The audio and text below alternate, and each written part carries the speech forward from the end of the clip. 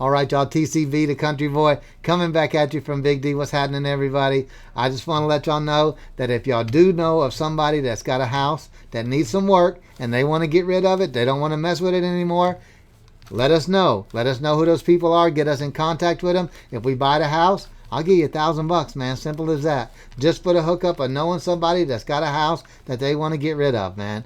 Anywhere in the continental U.S., anywhere in the United States, as long as it's a decent, livable neighborhood, and we don't get killed going over there trying to fix it up or whatever.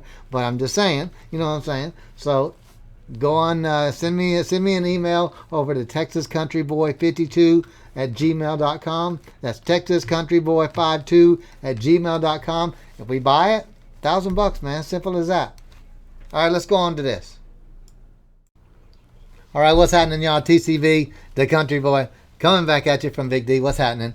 I tell you what, somebody sent me an email, and he sent me it like 3-4 times. It says, do you really know who Lil Wayne is? And I'm like, okay. And it says, he's not who you think he is. I'm like, what? Okay. So anyway, what do I know about Lil Wayne? Well, I've seen a couple of interviews, real quick interviews, especially like I'll watch them interviews about when celebrities explode or whatever. I've seen him a couple of times go off on, reporters or whatever, asking questions that, may be stupid, or he just don't tolerate, nonsense or whatever. But anyway, I don't really know anything about him, except for the fact that I have seen him out there on awards, and I have listened to a couple of things that he's done, and yeah, man, he is awesome. But I don't know very much about him at all. So anyway, I'm going to play this blind, and he sent me 2 things. He said, do this one first and do the next one. So, all right, man, let's check this out, man. I like to get the inside scoop and stuff like that. So let's see if we can't learn something right quick. All right, Lil Wayne. Oh, okay, it says here, Lil Wayne stands by his no such thing as racism comment. Oh, man, I hope it ain't nothing political or nothing like that, you know what I'm saying? But anyway, let's check it out. Here we go. At the age of 12 years old, I shot myself. Oh. I was in the house. Police knocked on the door. I was right there. They knocked the door down. Everybody jumped over my body. Wow. To go get the guns and drugs and whatever they could find. It took one guy to stop right there and cuss everybody that hopped over me out. Like, what the f are y'all doing? They said, oh, no, we was going to see if it, what the f are y'all doing? We called the ambulance. An ambulance, do you not see this kid on the floor with this hole in his chest? I said, you drive. Pick me up. Brought me to the hospital. He didn't drop me off at the ambulance and say, you take him. He brought me to the hospital room and made 2 and stood there and waited till the doctor said he's gonna make it. He said, don't worry, my name's Uncle Bob. He was white as snow. The that hopped over me was blacker than me. Was he a cop? Yeah, he was a cop, and my life was saved by a white man. I don't know what racism is.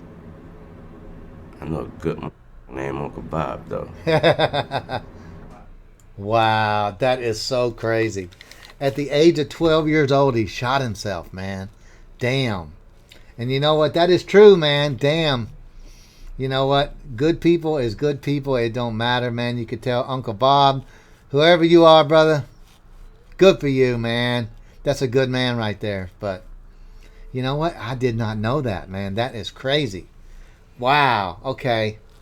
I can understand that at 12 years old, how that could change your life, man. And he was very adamant about the simple fact that, you know what? He don't see no racism. You know what? And that's true, man. Because I tell you what, there's a lot of brothers and sisters that I know that I'd take 10 times more than some of my even family members. You know what I'm saying? As far as goodness. So it is what it is, man. I'm just saying, hey. But that's all right. But anyway, I ain't getting particular. I'm just saying. All right, now there's another one. Oh, this one says Lil Wayne on Black Lives Matter. Oh. All right, here we go. Hip-hop star Lil Wayne doesn't ordinarily give interviews, but Nightline's no ordinary broadcast. A controversial encounter with the rapper is already getting major attention on Twitter. Here's ABC's Lindsay Davis. Well, ladies and gentlemen, my name is Lil Wayne. He's a rapper whose lifestyle has all the trappings of a bona fide rock star. I'm gonna marry him. He's my idol. Yo, Wayne changed my life with his music. Over the past 3 years, Nightline has been granted rare access to the reclusive hip-hop icon, Lil Wayne. I'm a slave for your ear. I'll die to make what you hear great. Lil Wayne has been making music for nearly 25 years, with hits like Lollipop, a mogul discovering megastars like Nicki Minaj and Drake. Lil Wayne, born Dwayne Carter, was first discovered by New Orleans rapper Birdman, who quickly signed him to his record label Cash Money. After you back it up, then stop, then drop it like it's hot. Wayne's first taste of mainstream success came with his electric verse on Juvenile's Back That Thing Up. Drop it like it's hot. His lyrics are crafty and calculating, yet raw and explicit. I know how difficult it was to watch us come up with our pants sagging and our shirts all big and bandanas on and rapping street things and talking about guns. Every verse was about how I would run in your house and tie your parents up or something like that. And I sold over 1 million records in a heartbeat. It was about lyrics. It was just about, it wasn't about what you were talking about, it was about how you was talking about it. What do you say to people who call your music vulgar, misogynistic, offensive, degrading? No, if that's what you think about the music, if that's what you categorize it under, then so be it. All those things made me who I am, and I am a very successful man. Please keep looking out for more, because it's coming, baby. So your daughter, would you have any problem with her being called a or a hoe? Yeah, if they calling her a hoe, I have a huge problem with that. Yeah, but I've never called a certain female that I name out, unless I got a real big problem with her. Yeah. To say this father of four is controversial is an understatement, but the self-described gangster says he's often misunderstood. That'll be the biggest misconception, that I'm some kind of rude. I don't know. And when they meet me, they're like, oh, you so humble or whatever. But I'm from the South. I have to be respectful and everything like that because I have someone to answer to, and that's my mom. But Wayne doesn't really care what we think about him. He's unapologetic in just about every aspect of his life. What's your relationship with weed? Every day? There's God, there's my family, there's my kids, there's music and weed. In that order? Yeah. Our journey with Weezy started back in 2013 at his own private skate park he constructed in Miami. How do you, a self-described gangster, end up being such a prolific skateboarder? I just fell in love with skating, plain and simple. The thing you love most about it is landing the tricks, landing them and landing them well, and being able to say you did that.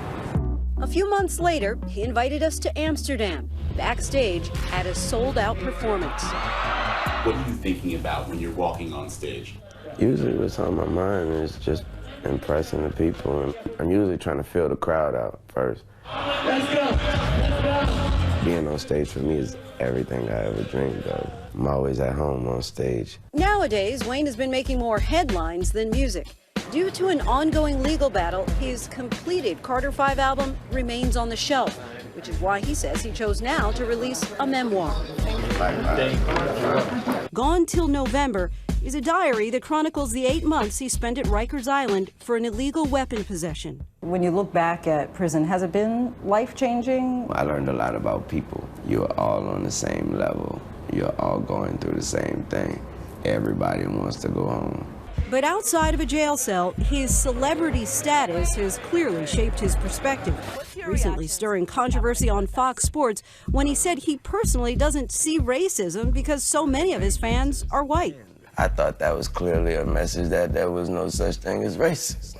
There was a lot of backlash from people about that. Would you change it, what you said, or No, you not still at feel the all. same way? What's your thought on Black Lives Matter? What is it? What do you mean? The idea was that there's this movement called Black Lives Matter, thinking that the rest of America didn't seem to understand that Black Lives Matter. It just sounds weird. I didn't know that you put a name on. It's not a name. It's not whatever, whatever. It's somebody got shot by police and for up reason. I am a young, black, rich. If that don't let you know that America understands black matter these days, I don't know what it is. Don't come at me with that dumb man. My life matter, especially to my. Do you separate yourself from it? I don't feel connected to a damn thing that ain't got nothing to do with me. If you do, you crazy as you. I'm connected to this flag right. As I'm connected, I'm a gangbanger, man. I'm connected. He ended our interview angrily. Politician. Lil Wayne is in the business of making music, not apologies. For Nightline, I'm Lindsay Davis in New York. Really? A man who makes his living using offensive language offended by a question? Okay, that's one way to end an interview. This story's already gotten lots of reaction on social. Man, what a dumbass. Yeah, he ain't a politician, just like he said.